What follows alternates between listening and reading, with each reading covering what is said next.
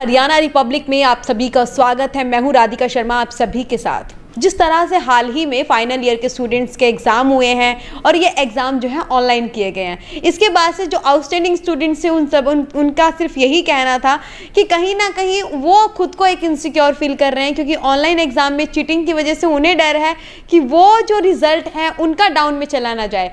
तो इसके लिए उन स्टूडेंट्स को किस तरह से आश्वासन देते हैं आर्या पीजी कॉलेज के प्रिंसिपल डॉक्टर जगदीश गुप्ता, जो इस वक्त हमारे साथ मौजूद हैं।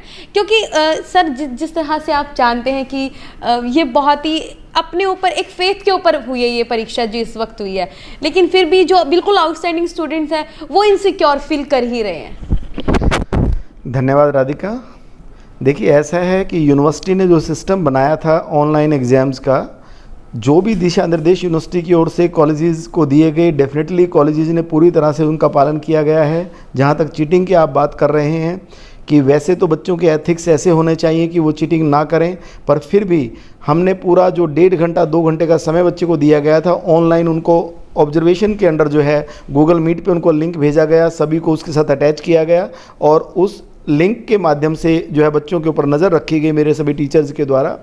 तो इस पेंडेमिक के समय में फिजिकल जो है परीक्षा देना संभव नहीं था, उसके बावजूद भी जिन बच्चों को ऐसा लगा कि मेरे यहाँ इंटरनेट कनेक्शन में कोई दिक्कत आ सकती है या बाद में कोई मेरे को वहाँ पे घर पे कोई प्रॉब्लम है, तो यूनिवर्सिटी ने ये भी ऑप्शन दी थी कि वो कॉलेज में आकर के भी पेपर दे सकते हैं। तो काफ़ी बच्चों ने फिजिकल एग्ज़ाम भी दिए हैं, काफ़ी बच्चों ने ऑनलाइन एग्ज़ाम भी दिए हैं।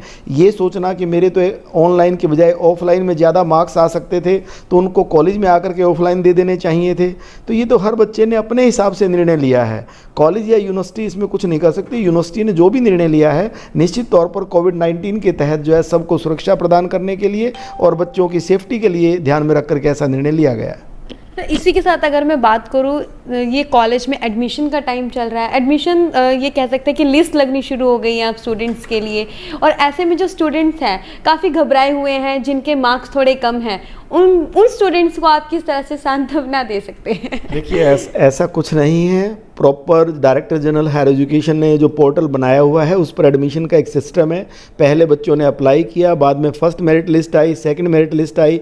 जिनके एडमिशन उस लिस्ट में नहीं हो पाए, आज उनका ओपन मेरिट लिस्ट के लिए रजिस्ट्रेशन जो है वो शुरू हो चुका है। अभी पोर्टल खुलना है, 16 से 20 तक वो रजिस्टर कर पाएंगे। 26 को फर्स्ट ओपन मेरिट लिस्ट लगेगी, 29 को सेकेंड मेरिट लिस्ट लगेगी। तो निश्चित तौर पर उनको मौका मिलेगा और कुछ बच्चे यदि रह जाते हैं तो कॉरेस्पोंडेंस से भी वो कर सकते हैं। डिस्टेंस एजुकेशन इसलिए बनाया गया है कि यदि किसी को रेगुलर एडमिशन नहीं मिल पाता तो वो डिस्टेंस मोड से भी जो है वो एजुकेशन ले सकता है।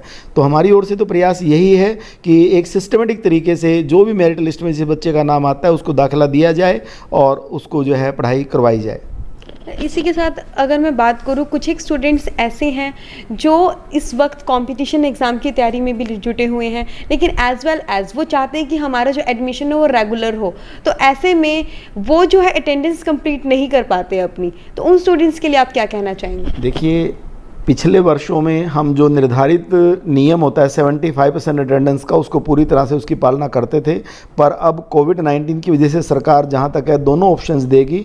अगर चाहें तो बच्चे कॉलेज में आकर के फिजिकल क्लासेज अटेंड करें और चाहें तो वो ऑनलाइन मोड से भी एजुकेशन ले सकते हैं। कॉलेज आने की उनकी बाध्यता नहीं होगी, ऐसा सुनने में आ रहा है। बाकी जो भी SOP आएगा, स्टैंडर्ड ऑपरेटिंग प्रोसीजर जो भी गवर्नमेंट की ओर से आएगा उसकी हम पालना करेंगे। तो ऐसे बच्चे जो घर पर रह करके तैयारी करना चाहते हैं, साथ में सिविल सर्विसेज या जो है इसकी कॉम्पिटिशन्स की तैयारी करना चाहते हैं, तो वो मोड जो है वो ऑनलाइन एजुकेशन का मोड ले सकते हैं। एक छोटा लेकिन बहुत बड़ा सवाल है। ये सवाल ये है कि जिस तरह से फाइनल ईयर्स के जो स्टूडेंट्स होते थे या फिर BCA की हम बात करें, तो उन स्टूडेंट्स के लिए कैंपस फैसिलिटी यहाँ पर आर्या पीजी कॉलेज में अवेलेबल थी, बट इस बार उन स्टूडेंट्स का क्या रहेगा?